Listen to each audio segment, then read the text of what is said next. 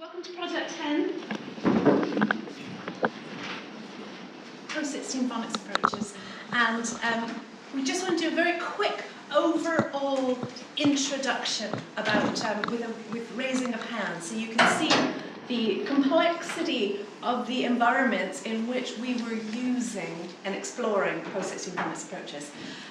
We are represented by the SEN department at Myresco College, which is a land-based sports college, at Haringey Adult Learning Services, which is a community adult learning centre, across several prisons with Novus, and in a large two-site FE college, which is the Stockton Riverside group. Project lengths ranged from 5 weeks to 3 months-ish to 18 months, because they were involved in the pilot project with Post-16 phonics right from the very beginning. The staff that were trained involved English teachers, other subject teachers, vocational tutors, volunteers, learning support assistants, and admin staff.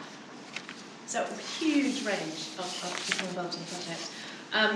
They involved learners working toward foundation learning, LDD learners at foundation learning, functional skills, vocational qualifications, and a completely non-qualification extracurricular spelling club. And some of the tutors and teachers were working with post-16 phonics approaches for the very first time, and some were extending what they'd already learned on the pilot project. So please, as we go, what we're going to do is voice some concerns. And they were all things that were voiced by various participants in the project before they started. We're going to voice those concerns and explore how we responded to this. So listen out for our themes, which I've noticed are echoing around all the presentations, of collaboration, of conversation as a pedagogical tool, and just growth in confidence in both staff and learners as we go. Okay, so the first concern was that phonics won't work for learners who have learning disabilities. Thank you. Okay, my name's Shelley, I'm from Myresco College. I work within the foundation learning area within our college, and we wanted to test that particular bit, that phonics doesn't work, or does it work with SEN learners? The cohort that we used ranged from pre-entry levels, so milestone 8, up to entry 3, based under the functional skills environment, and had a massive range of needs. We had learners with Down syndrome, with autism, with cerebral palsy, with different learning difficulties, also with emotional, social and behavioural issues as well. We also had people with limited motor skills, limited fine motor skills, and all sorts of different things as well. But we wanted to look at, could we use phonics and post-16 phonics with these learners to see if we could look at progress. Okay, so as I've got on here, some of our buzzwords that came out, and naturally resonate with the ones that we've got on there, is about the conversations and about the collaborations. Now, we knew that we couldn't do this unless we got everybody on board. So that had to be our support staff in the classroom. So we worked with them to kind of give them the vision of what we were trying to do and make sure that they, when they're in the classroom with us, we're all working together. But again, the biggest thing was getting the students on board, was actually giving them the confidence to actually be able to spell or approach spelling. And I think it wasn't so much about progress, using phonics to progress their spelling abilities, because we knew with some of our learners that progress would probably be quite minimal. It was about giving them the appetite and confidence to just try to spell. So I asked some of my learners that particular myth. People say that those in SEN cannot use phonics. They can't learn to spell, they can't improve their spelling. And this was some of the responses that they gave me.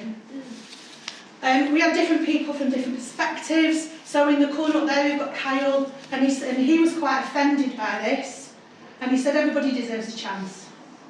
Okay, we've got The lady in the middle, I can spell, and she really got quite angry about this and tried to get a lot of information down onto her actual board. Some of it isn't quite clear, but it was the fact that she felt so annoyed by that. And then we've got Isaac in the corner, and he's like, well, why can't I? Because I am good. Okay, and as you'll see, yeah, fair enough, some of the spelling isn't correct. It's the fact that they put it on those boards that they actually went there and said, no, I want people to know what I think about this. Other comments we've got people talking about how they do it, about how they feel it in their heads and got it down on the boards. And again, Logan here, there's no law against it. Why can I not use it? There's no law against that, let me have a go. And then finally, but I'll try to do it, and I can spell. So their actual views were quite important, I thought. But what I'll point out is these views are the views that we got at the end of our project. Okay? If I'd asked those questions at the beginning, they probably wouldn't have written anything. They probably wouldn't have wanted to get engaged, get involved in it. So this was the problem that we had to look at, which again comes back to our conversation and our collaboration. Okay, so what we tried to do with them was actually gauge what the mindset was. How do they feel? And we did this throughout the project. But also, more importantly, it was the reflective journal. Now, the teacher did it, the support staff did it, the students did it. Everybody involved did a reflective journal. And we used those on an ongoing basis, and we discussed them. So it made sure that the learners' views were being involved in what we actually did. Okay, so all the time as we were going through, the fact that we're listening, the fact that we're collaborating, and the fact that we're hearing what they're saying, meant that we got that buy-in to what we wanted to do. I'll come to that in a minute. Okay, what did we do? You're at 30 seconds left. Okay, what we did do a board display. Every single week we did the same task to start off with to get people encouraged and involved. And what we did a letter of the week. So we wanted to start off with something that was very familiar, get them involved, get them putting words up on the board. We had to be inclusive, so not only do they have to come up to the board, because if I said now, give me a word beginning with F, and they said, can you spell it for me, please? How would you feel as an adult in this environment? So we had to make sure it's inclusive and everyone could get involved. So they were putting them up themselves, we didn't identify who did what, and those that couldn't move used mini whiteboards like you've got on the board on the table there. Okay, so as a result of this, we used it as a learning tool. We use it then to spell in the classroom, and we did it collaboratively. We did it as a group, so people were learning off each other. We're able to do it for all different levels. So we could do it, and it depended on their knowledge and their vocabulary knowledge as to what words they put on here. So it meant that it linked to them and what they were doing, and they were knowledge sharing. So finally, I just want to, very quickly, I just want you to look at some of the feedback that we actually got. Okay, like I said before, progression wasn't huge with some of the learners, but on the left, this is my learner copying from a board that someone had written in, based on what he had to say. He was copying it. And basically his view was, I just want the chance to be able to spell. Okay, and this on the right is him working independently, on his own, without anybody. And okay, and what he's put is good, spelling's good, it hurts his hand. Okay, and he says, yeah, he's more confident about it. But again, it's not just the learner, it's also the fact that we had support working in there, we were talking about their confidence and how that had improved based on the work that we'd done, and also the teacher confidence, which I should say was me. And how apprehensive I've been at the beginning of post-16, and how in that natural environment in the classroom it did work really, really well. Okay, thank you. We'll have questions at the end. But the next concern was that adults are going to hate phonics, and how is it going to help with ESOL learners? So I think yes, you can answer that here. Actually, can someone just pick someone again? Okay, what I'm going to do is we're going to be a bit interactive. You're going to be in a classroom. So what I'm going to demonstrate is how, 2 Fs, you get from fun to misunderstanding in one lesson. Okay, so these are some of my learners. These are the lower groups. So we had two groups, sort of an E1 and then like an E3, and a mixture of ESOL and non-ESOL. Can we click through? Okay, so I created this resource because they couldn't get the sound of the short vowel U. We're doing we're doing all this, not working. Okay, so it was a sunny day. Ron left his house and shut the front door. He was going for a run. He liked running. He was not a great runner, but he enjoyed doing it very much. We got the learners to listen, not look. In some cases, they shut their eyes, and they had to tell us how many times they heard the short vowel sound. None of them got it right. So they thought ran was a short vowel, they thought Ron might be a short vowel, okay? So it was obviously an issue that was coming up.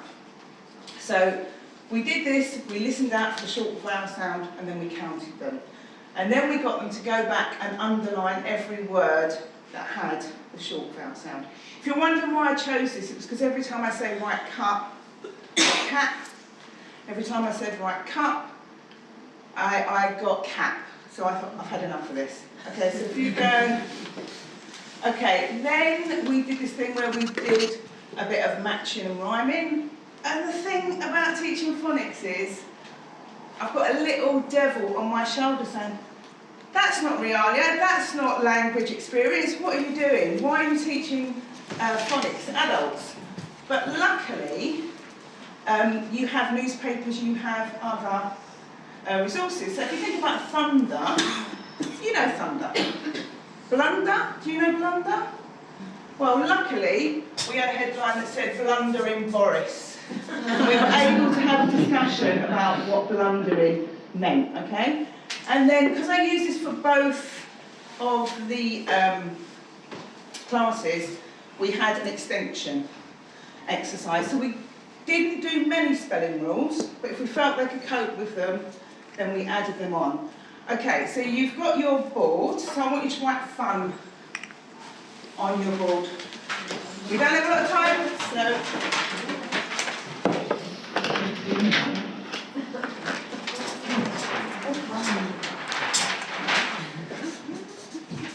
Okay. Everyone done fun? Okay, so we're going to change that to under. What do we need to get rid of? Duh, do we know? Most of them knew duh. You might have to sound it out a bit, but we got to duh, yeah? Okay, so under. Can you hear the sound? Can you hear the sound? Okay, I want to do stand now. Under, stand. St. What makes st? St. ST. Is there anyone who doesn't know how to spell and? Everyone know and? Yes, we know and. How do we spell and? I am quite bossy, sorry. Okay, and then you might go, okay, let's do understanding. Everyone knows how to spell in, yeah? So we do in. Okay, do we have an understanding? So far we understanding what we're doing? Okay, so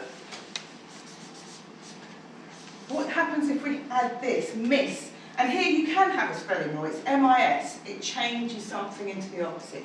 You can add this spelling rule. And you say, what is a misunderstanding? And one of your learners will be very smart, will say, is it the same as a blunder? And you say, yes it is. Okay, now the really important thing is, whatever you're doing, if you're doing a diagraph, if you're doing EA, you start in the middle. So you're doing bread, okay? Because what will happen is you'll say, spell bread, and then I will spell bead, or they'll spell bread. So you say, no, all of the words at EA, okay? Spell bread, bread. Now, what I haven't talked about, because I'm just talking not at you, I had a volunteer. I had very small classes. I had 4 or 5 people in a class. And I had a volunteer going in people's ears. And sometimes I thought, oh my God, it's going to drive us mad. But the learners loved it. The learners didn't care. And then also then, if you're doing peace, as in peace and quiet, and then they say, but, and then you might have the conversation of the CE or is it SE, and you have the conversation, okay? You have the conversation about that. And then they say, but why is that Brett Ed? Why is that PEs? We say, because that's how English is. And it kind of worked. Didn't work all the time. But we had a similar cohort. I was listening to Morley College. We had lots of people on 0 contract hours. And they were changing their shifts to come in for an hour. And the project's finished and we wasn't sure what to do. But they've decided for us that they were all doing it together. God knows how it's going to work. So we're going to do a 2-hour slot, per it. We've got 10 learners, so the extracurricular. And I would say, you know, that's about as high tech as it gets. Is it hard work? Yes, because you have to create your own resources. It can be quite hard work that way. How cool is it to spell fun, and then by the end of the lesson you can spell misunderstanding? Very cool. That's my thing. Okay, the next myth is that vocational tutors don't want to teach spelling. I think someone's going to answer that one. That would be me, yes. Thank you. Sorry, I'm a bit crumbly today. Hi, my name is Fran Moffat. I took part in a project under Novus Education, which is part of the LTE group, Manchester College. It's actually the Justice arm. So I'm here today with my colleague Mick. Raised his hand again. Mick, Dean, who unfortunately can't be with us, and Leanne is using some excuse called Ofsted. Not sure why. So, so give you a little bit of background. Working in a prison environment, we're kind of one of the largest providers of education in the prison environment, and like everyone else that I've been hearing today, we've got very similar issues with things like resilience and motivation and engagement. However, our attendance is pretty good. We're a kind of captive audience.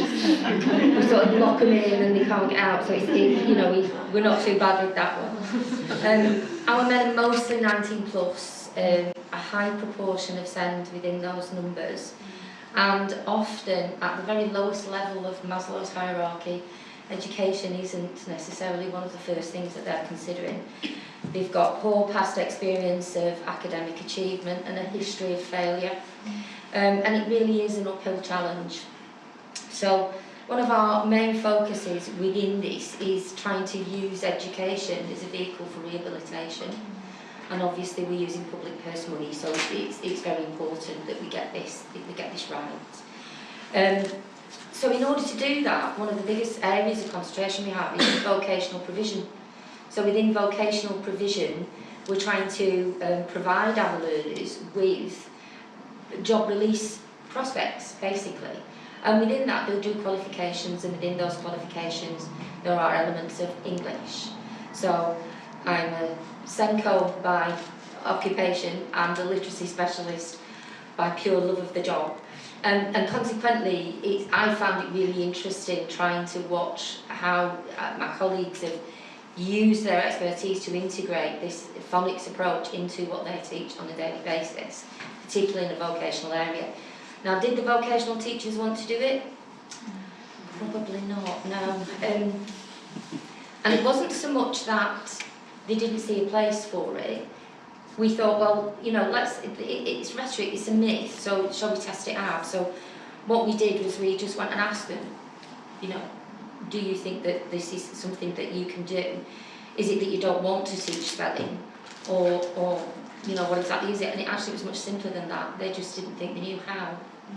So we solved that because we brought in wonderful Tricia here, who sorted that out for us in a jiffy and worked through the phonics approach with them.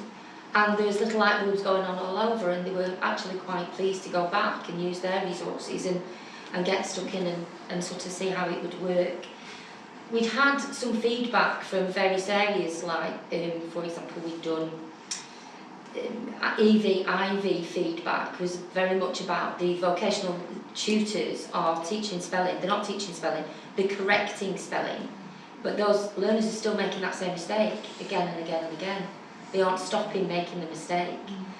So it was a criticism of, internal reviews from us, it was a criticism from Ofsted, and it really needed to be addressed. So they understood why they needed to do it, but they weren't too sure how. So what we did was we kind of left them to their own devices and suggested some ways in which they could do scaffolding activities and various other things. And I think we've got an example of one of the resources. It kind of went so well that we had one young man who just absolutely ran with it and decided to create his own. So he was in a construction class and decided that this was a good way for him to remember. So we wanted to empower them. And what he's done now is he's created a bit of a monster, because every learner in the class is now creating their own starter activities, which with Ofsted due any minute now, that's pretty good for us. So this is what he did. He created this himself, and they swapped them around. They kind of laminated them now, and they will do their own marking across. So that's worked really well. And the second one, if you can have that, please. Love this one. Horticulture tutor. We had a young man in there who could never work out chrysanthemum. He couldn't get the in the THA. So what really I enjoy about this one the most, I think, is that the bit that he was getting wrong was the simplest bit for me. He got Chris right, which I found amazing. But on Trish's advice, she introduced this positive marking system. So he split it up into 4 bits. So instead of them getting it completely wrong, he got 3 out of 4 bits right, and it absolutely blew them away. They just loved the bit that they've got 3 out of 4 bits. So it was a really interesting thing to do, and it was so much so that the tutor has taken pictures of just about every flower on God's green earth, and it's turned into a resource, and they're all laminated, and they're split like this, and this is how they are learning, and they're actually now asking, please can we have a resource, can I make a card with this word, begonia was another one. So when we said to the tutors, when we went back through feedback and said, so how's that gone? This is what he said. Okay. So the phonics trial has given me the opportunity to explore the language of the learners, and to support them in the areas in which they struggle. And we've achieved this through speaking, through writing, and by having one-to-one conversations with the learners, things they probably wouldn't have done too much before outside of the vocation.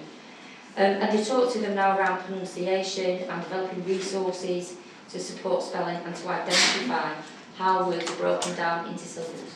I think I can say with confidence that it's been a learning curve for everyone, but the vocational tutors have been absolutely thrilled with the results. So as far as we're concerned, it's been an absolute success. For us, next steps is we've created a monster, so now we have to create a resource that goes with the monster. So that's what we're looking for next. They're all working busily now on what we can all put together, and that will be the resource that we will literally make it so that, as the vocational tutors gave us all their buzzwords that they want us to, do something with, we're going to give them all back with the way to do it, and then say, now, off you go, create your own. So that's us. Thank you very much. Okay, and the next bit is, I'm not an English teacher, so what's phonics got to do with me?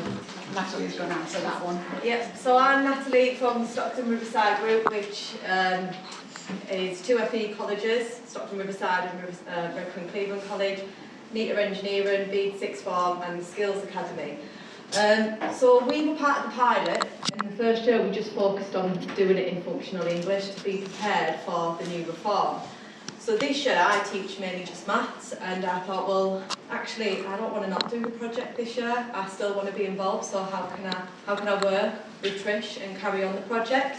So I decided to look at improving spellings and maths, and it came from when I marked a lot of the entry 3 papers last year. There was a question about what shape is this, and it was a hexagon, and a lot of learners would leave it because they didn't know how to spell it. So they would say, oh, I couldn't spell that, so I didn't answer it. So I knew that there was a gap in knowledge of there's spelling the shapes, but also they didn't know the shapes, so a lot of kids would walk in at 16-year-olds and not be able to identify 2D shapes or 3D shapes. So I just started with shapes to begin with, just because I seen that it was a big gap for entry-level learners. So this was some of the spellings before, as you can see here, this was to see where their starting points were. So this is what they did without any work. So that's kind of, you can see the gaps in the knowledge there. And then this is another learner. So that was at the very start of the project. So what we did is we didn't do it every session, because obviously we've got a couple of the maths content, but every couple of weeks we took dictionaries from all the classrooms, didn't want them anymore, they go away. We introduced glossaries and spelling books, which Rebecca did in her English classes as well, so that's starting to move into all the different classrooms. And we worked on syllables to begin with, so we got them, some of them put their hand under the chin, some tapped the foot, some would clap their hands. And these are some of the activities we did in the classroom, so we always had whiteboards out. We did like match card activities where they had to match the shapes to definitions, so they were practicing the reading skills. These were mainly entry 3 learners, and there was level 1 learners in there as well, but it was mainly entry 3. They practiced sounds and out syllables, so we would say a word and they'd write on the whiteboards how many syllables there was in that word, so circle, how many syllables. They would lift it up, and if someone had 3 and the rest had 2, we would say, so why do you think 3? And then we'd have a discussion in the group. I would then give them the answer. I'd let the group come to the decision what was the correct answer. So once they worked on like definitions and actually understanding the maths, so we talked about language, what does try mean, and then they realised try and related it to the word 3, quad, and we looked at language in maths. We then used the graphene tiles, which you can see up here, and that's where they would start spelling. So we did extensions where they were spelling parallelogram and trapezium, and this was an entry 3 learner who could spell parallelogram, so it was absolutely amazing. So at the end, this went on for 8 weeks. I did this in my classroom, so 8-week project with this group, and that was their spellings now at the end. So this learner had got 6 out of 6 correct, and this learner had got 5 out of 6 correct. So over 8 weeks they'd made really big improvements, but they also were really confident with the maths. So I could walk in and I could say, what's that shape? They know it, because it kind of, I never expected it to work like that, but by improving the spelling, it's improved their maths knowledge. And this is something that we're very passionate about now, putting into our vocational areas, because we've seen how it can work in maths and it's helped them with the maths skills. So yeah, that's something definitely that we're going to move on to do. So Rebecca, who's my English tutor, she's going to talk about what she was doing in her English classes. Yeah, the line for this is, although I'm not quite sure it's true actually, It is but true. it's, I'm an English teacher, but I don't know anything about phonics.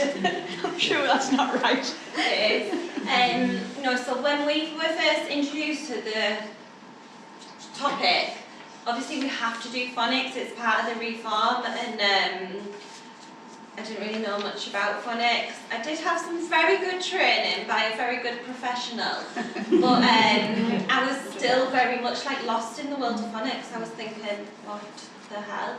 I was couldn't really do it at first. I did a lot of Google searching, a lot of Pinterest. Pinterest is fab. Asked my children at home, who were 4 and 9. They taught me some things about phonics as well. And just really tried to develop my confidence and begin to create my own resources. I worked with the same learners as what Natalie worked with at first. We were like, oh, we can't work with the same learners.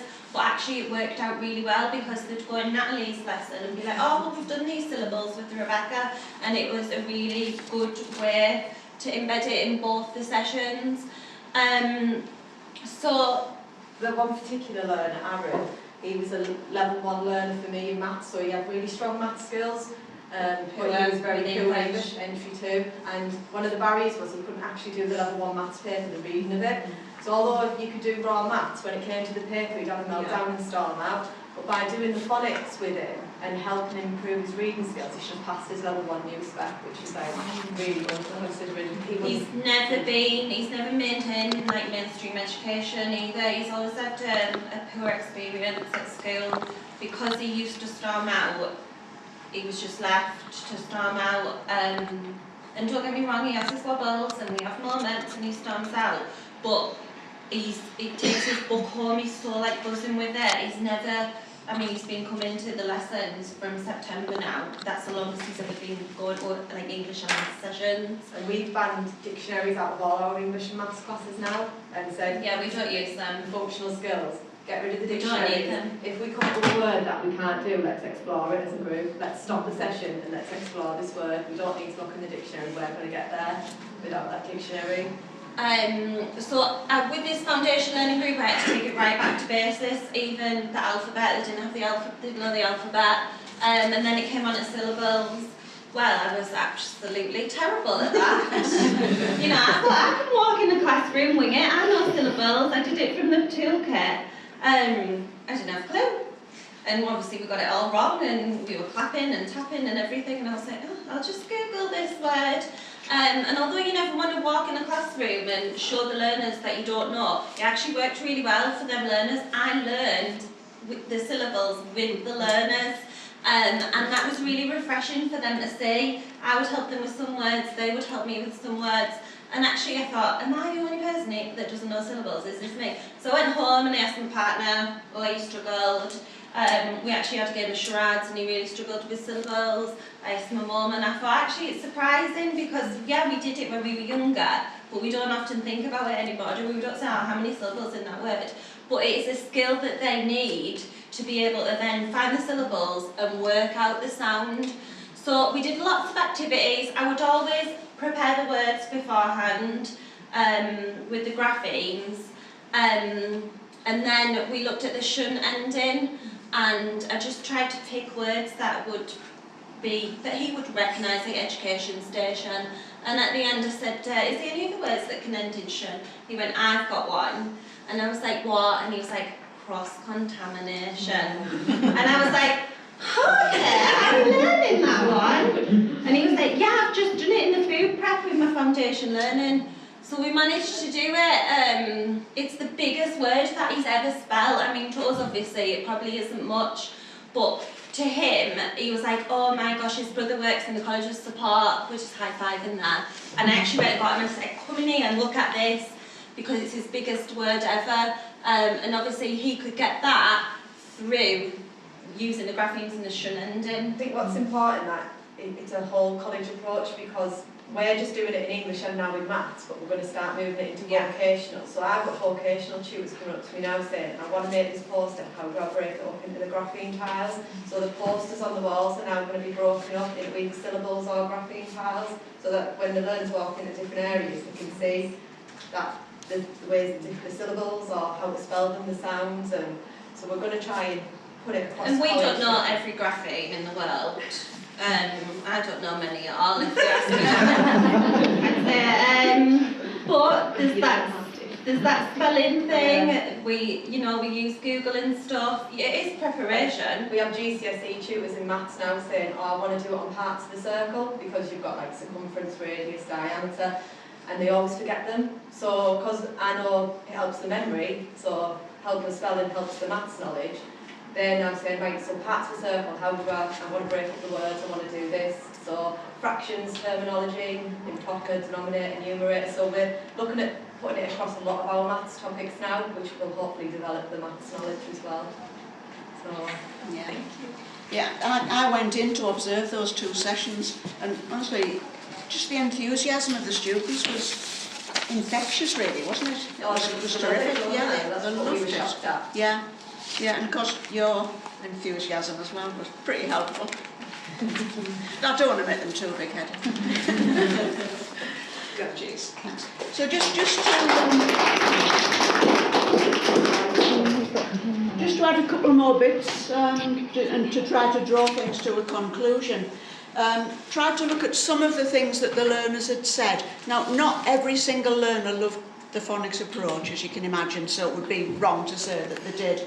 But for most of them, it gave them so much confidence to have a go at spelling things. And I think one of the things that was talked about earlier, where I can spell most of the word, but there's some bits, and learners found that so sort of empowering, that horrible word. and that was absolutely great for them. They like to use the mini whiteboard, so if they didn't get the word completely right first time, they could just rub it out and get it right next time. They hated messing the books up, but the whiteboards were so useful. Some learners didn't like it. Some said it annoyed me, maybe because they found it so challenging. It is. I find it difficult, but generally they enjoyed it and found it so useful, and just gave them that sense of, yeah, I can do this, I can spell. So I felt that was really important. For staff, I don't know if this will work. Oh, cheers, thanks. At the end of the project, we did a big evaluation with all the staff who'd been involved. If it doesn't work, I'll just talk about it. And for most of the staff, it was about, yeah, I feel so much more confident about teaching spelling. I feel as though I can really help learners now. Not sure, I need to do more of it so I can see how effective it is. But we've made a really good beginning. And I think it did bring staff together and made them work more collaboratively, as Natalie and Rebecca have said. Other things that have happened as a result of it, talked about the vocational tutors. They were saying, well, we've got complicated terminology to spell as well. We've got things like, well, all these hairdressing terms which I can't even pronounce. And so I said, well, speak more manometer. I said, what the hell? Well, I know it's a blood pressure machine. But, students have to use the correct terminology. But they daren't, they're frightened. So vocational tutors were so keen to learn about using these techniques. So they had some training. And I thought it was just amazing. One of them said, oh, I hate spelling. I can't do it. And at the end of the session, it was, oh, that was fantastic. I really loved it. And I've got some good ideas to go away with now. So that was absolutely tremendous. And they want to continue on with doing that, which is, that's what we're going to do. We're going to be drop-in sessions, more CPD, all sorts of things going on. Some LSAs have been involved, but we want to expand that to all the LSAs. We had a learning fair at the college, and there was a lot of interest in this phonics approach. Also at a regional conference where the our staff went, and they talked about what they'd done, showed people the resources they've developed. So I just feel it's been such a positive experience for everybody, really. And this just want to continue on and make sure that the good work is embedded and continued. Anything else you wanted to say on that? Just going to say, because we've done it a lot longer, the 18 month, it is normal to feel terrified of it, because it's something that you think primary school teachers should do. We shouldn't do this. It's phonics, but that's okay to be terrified, because actually it's all new, and it is a learning journey for everyone. We're at a point now where we're more confident with it, which is why we've put it into the maths classes and now working with vocational tutors. But I would just say with phonics, it's okay to feel a bit like this doesn't feel right, or I don't understand this, because I think we all felt like that to begin with, because it's so new and it's not what we're used to. Yeah, and I think maybe just to add to that, I think teachers felt that they were learning with the students, and that made such a big difference, didn't it? I think you both said that, because you weren't the experts. Students were seeing that you were learning as well, and I thought that worked really effectively. So yeah, loads of good things have happened, and I think maybe just a last point is, if it'll come on, that hopefully we've dispelled some of the myths, given some insights into the strategies that we've used. Loads of approaches, I think, have been shared. Shared our successes. Not everything is perfect. There's areas that we can continue to work on and improve, so that's what I think every organisation is planning to do. And hopefully we've given some insights into the way forward that we plan to take over the however many years we continue on in this wonderful profession. And our functional English results at our college are looking very, very positive this year, when we were expecting a drop because of the reform. We've actually not had a drop yet, so Towards, yeah, fantastic, yeah. So that's more or less it, but just space for any questions. Anybody has any? I'll sit down because they can answer it better than I can. Just wondering if, well, there's two questions. I mean, one obviously about sound recognition is really challenging. That first exercise of recognising or just hearing that sound, Yeah. the whole stream is extremely complicated. But I think the thing that I find challenging about the phonics approach is how do you systematise it? Did you find in terms of developing your schemes of learning that you could have a sort of, because you could start off, do you start off with phonemes, do you start off with syllables, and how do you keep it interesting, how do you keep it dynamic? Syllables for me, and I don't know if that was to help me, because I spell the syllables myself, like when you break up the word, but so I started in maths with the syllables, right, so how many syllables does this word have? Right, now we've got the syllables, right, let's look at the syllables for each word, what sounds are in them syllables. I think the last part was getting to the phonemes and graphene tiles. I think in Spain we do it by syllables, and I think in Britain it tends to be more phoneme based. Yeah. That's why. But I just think in terms of how do you keep it, how do you get a development inside phonics? Because right, this week's these sounds, next week other sounds. That's what I Can I answer that from the toolkit? Just the toolkit really gives you a choice that if you want to do it. These guys have mostly embedded phonics, and phonics has arisen out of the need vocabulary needs, which is incidental phonics. But if you've got, you have the choice. Have you looked at the toolkit at all? briefly. I mean, I actually teach phonics myself. The toolkit gives that option of talking you through if you want to do it in a sequential way, more like a primary school approach, but with adult vocabulary. So there is that option. Okay. Can I add a comment? Because I was actually brought in to create resources and do a scheme of work. And I think I spent about 3 or 4 hours doing a scheme of work and creating resources. Used none of them. Did not work because we broke down into syllables and they knew how to do syllables. So we started off with diagrams because that's what they seem to struggle with. And then we kind of, obviously we were spelling plants, it was very organic. What really helped was the spelling sheet in that spelling thing, which has all the vowel sounds on one and all the consonant, and just ticking off what we had done. And so we started every week with a recap of the previous week. And as I said, the thing that was really important for us, the only thing that really worked, one, whiteboards, because you have to have, it has to be low risk. So they do it on whiteboards and then they write in their books the correct spelling. And the other thing is, give them the bit they don't know. So we're doing EA words, give them EA. We're doing OI words, not OY words. Just even on little tiny post-its we used to use, didn't we? Yeah, and then just bold everything. So it's quite weird. It's almost. I was watching a programme about someone writing in Hebrew yesterday, and it was really weird to see him writing the opposite way to read it. But it's really weird to start a word in the middle of the line. But you have to do that initially to get them